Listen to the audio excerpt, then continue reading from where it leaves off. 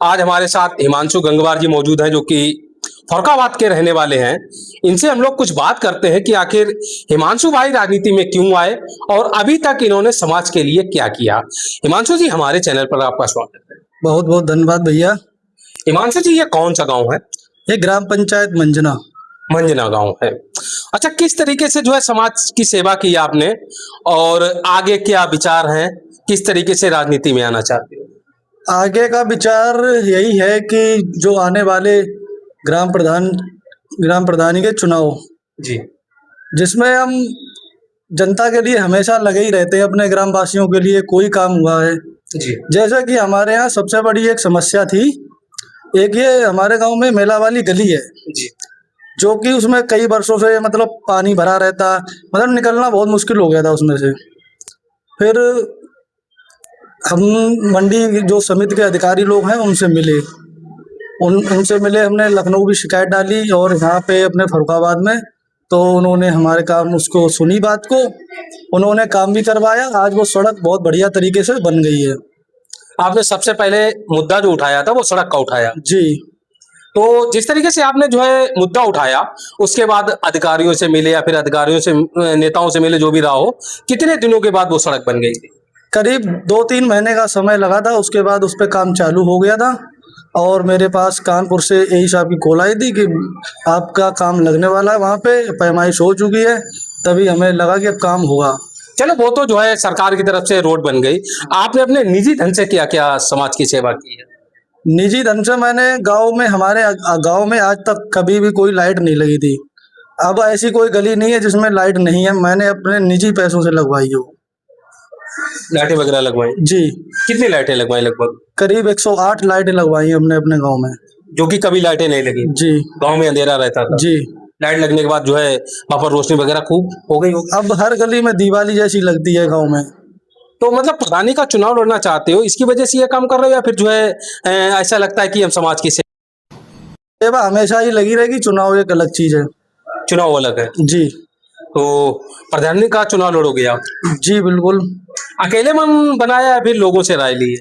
नहीं, सपोर्ट है सभी लोगों का, सभी लोगों से राय ली है, तो सभी लोगों ने बोला है, तभी हम चुनाव में उतरना चाहते हैं। तो युवाओं को राजनीति में आना जरूरी है क्या? आजकल युवाओं की ही राजनीति रह गई है।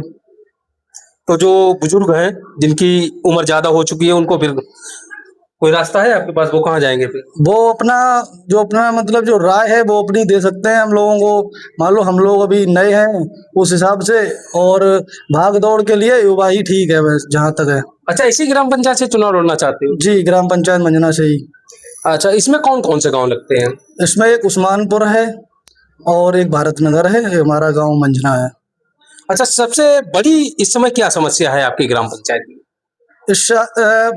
हमारे गांव में मेन चीज तो ये है, मैंने चुनाव एक अलग विषय था, लेकिन हमारे गांव में कोई खेल कूद मैदान हुआ है या बारात घर है, कई समस्याएं ऐसी हैं मतलब जो होनी चाहिए, जो हमारे गांव में नहीं है।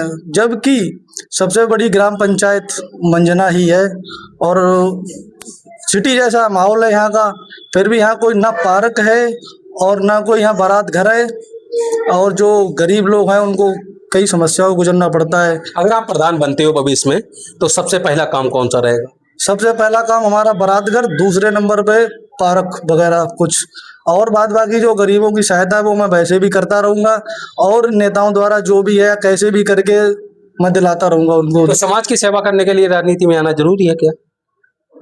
राजनीति एक सहारा होती है, जिससे कि किसी गरीब आदमी को अगर कुछ दिलाना चाहेंगे तो वो नेता द्वारा या अधिकारी द्वारा ही मिलता है, इसलिए वो जरूरी रहती है। हिमांशु जी, कौन सी पार्टी को सपोर्ट करते हो? जी, मैं अपना दल से विधानसभा अध्यक्ष, विधानसभा अमृतपुर हूँ। अपना दल? जी।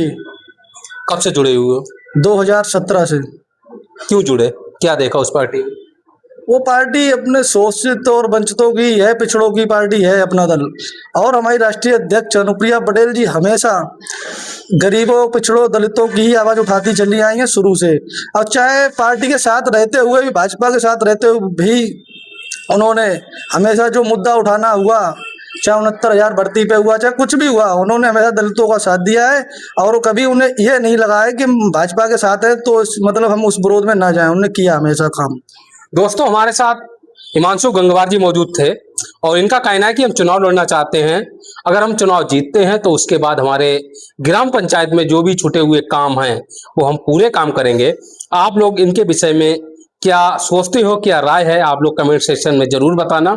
और खासकर इनकी ग्राम पंचायत के जो भी लोग हैं वो लोग अपनी अपनी राय जरूर देना।